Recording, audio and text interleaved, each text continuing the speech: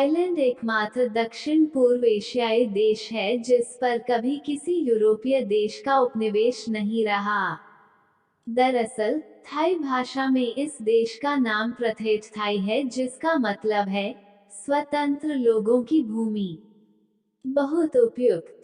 Thailand वह जगह है जहां आपको सबसे छोटे और सबसे बड़े दोनों प्रकार के जीव मिलेंगे।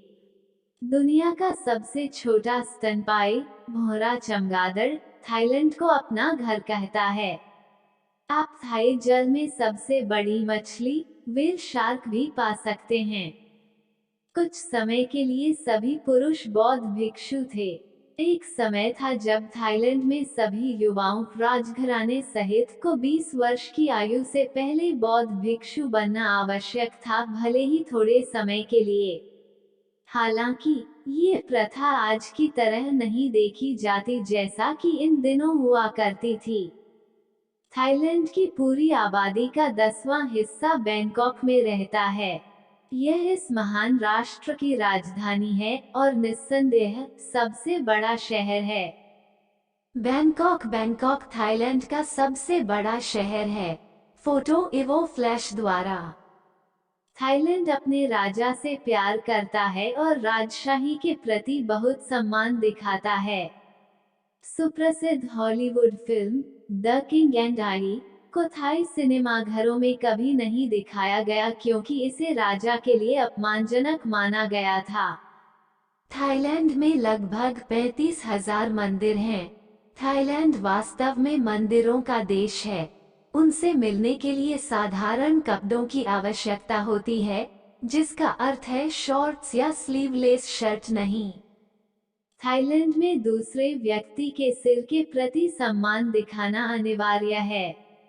सिर को शरीर का सबसे महत्वपूर्ण हिस्सा माना जाता है और इसलिए थाई संस्कृति किसी को भी, यहाँ तक कि एक बच्चे को भी सिर पर छूने से मना करती है।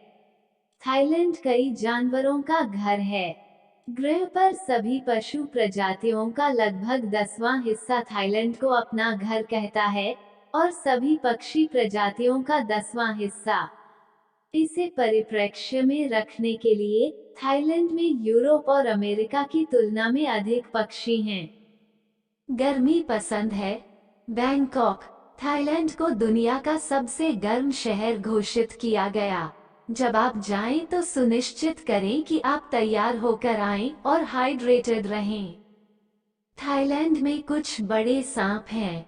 आप थाई जंगलों में रेटिकुलेटेड अजगर पा सकते हैं, जो दुनिया का सबसे बड़ा सांप है।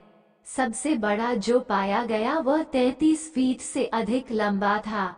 हालांकि ये यहीं नहीं रुकता। विश्व का सबसे लंबा जहरीला सांप किंग कोबरा, हाँ, आप इन्हें थाईलैंड में भी पा सकते हैं।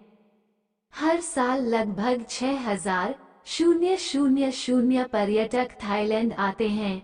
जैसे जैसे दुनिया को पता चलता है कि यह कितनी अद्भुत जगह है, ये संख्या तेजी से बढ़ती जा रही है।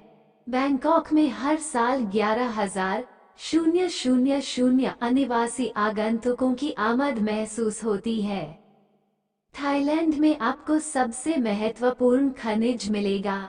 मंदिरों में मौजूद सभी खूबसूरत सोने के आभूषणों और मूर्तियों को देखकर आपको आश्चर्य हो सकता है, लेकिन यह वास्तव में टिन है।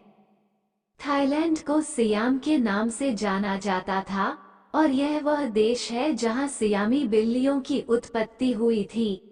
हालांकि मूल रूप से 23 प्रकार की सियामी बिल्लियां हुआ करती थीं, अब केवल 6 ही रह गई हैं। दुल्हन को उसकी शादी के दिन सियाम देश की बिल्लियों का एक जोड़ा देना सौभाग्य माना जाता है।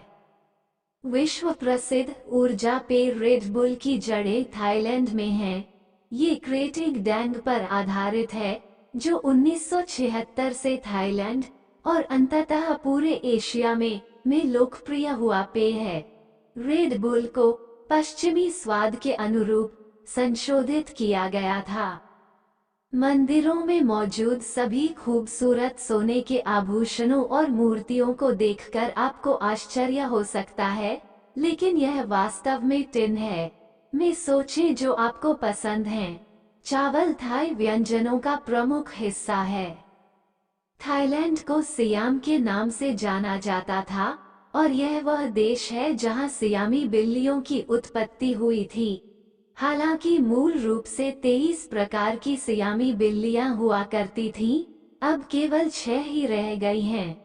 दुल्हन को उसकी शादी के दिन सियाम देश की बिल्लियों का एक जोड़ा देना सौभाग्य माना जाता है। विश्व प्रसिद्ध ऊर्जा पेय रेड बुल की जड़ें थाईलैंड में हैं। ये क्रेटिंग डैंग पर आधारित है, जो 1976 से थाईलैंड और अंततः पूरे एशिया में लोकप्रिय हुआ पेय है। रेड बुल को पश्चिमी स्वाद के अनुरूप संशोधित किया गया था। ऐसे ही नॉलेजफुल वीडियो देखने के लिए हमारे चैनल को सब्सक्राइब करें।